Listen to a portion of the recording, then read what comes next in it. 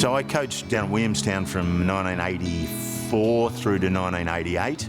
And in 1989, I returned to the Bulldogs to be the reserves coach under Mick Malthouse. Terry Wheeler was a coach who was so passionate about the club, and especially when he took over in probably 1990 as a senior coach. Towards the end of the year, and it was our best and fairest presentation night, that it was announced that the Fitzroy-Footscray merger was about to take place, and that's when Dennis Gallimberti blew the whistle on it. I didn't attend that particular function because I'd made a promise to my young son, Tim, who was 7 years of age at that time, that we'd go up to Grandad and Nana's, and they were up in central New South Wales. So he and I had driven up there, and sort of along the way, you drive through Shepparton and, through the towns on the river, and there's the Herald Sun little banners outside the news agents with the headlines, Bulldogs in trouble. You have a bit of a look at that. But you keep driving along. So we got up there and we spent a couple of nights, and we'd been out fishing on the Lachlan River, and I came back and Nana said, there's a phone call for you, Terry, and he'd ring me out here. And she said, it's a Peter Gordon. I'd never met Peter Gordon in my life. And he basically said, look, we've got a little bit of trouble down here, and we'd like you to coach next year. How long are you going to give me to think about this, Pete? He says, I'll give you 30 seconds. OK, I'll do it.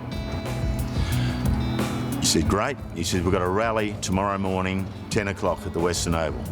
Be there.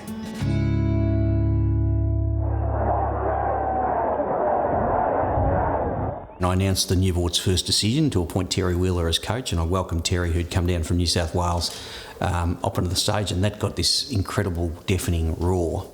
Terry, you're in a funny sort of position, coach of a team that really officially doesn't exist. Yeah, I guess what I've got is a 21-day tenure at the moment. What the club have at the moment is an option. I'm not saying with a decision that was made by the league and by the previous board, or whatever they are termed as right or wrong, but Peter Gordon and his group have now given the people of Footscray another alternative, and I'm quite happy and quite prepared to follow it through to as far as it goes. And the thing that strikes me is that, yeah, there was red, white and blue everywhere.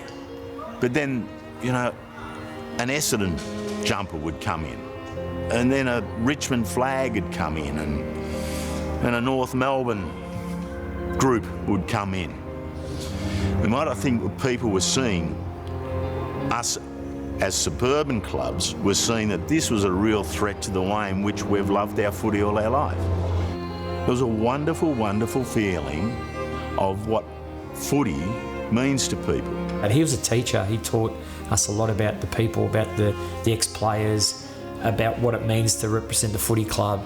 There's a subtle distinction for me between football and footy. Football's the technical stuff, but footy's the spirit of the thing that pins it all together. Footy's the glue that holds all the fabrics of this wonderful, wonderful game and clubs together. And so on that particular Sunday morning, we had footy arrive here at the Western Oval, and it was just a remarkable day. And from that point on, anyone who was here that day had no doubt about the effort we were going to put in and the result that we were going to get. We were going to make sure this worked for the Bulldogs.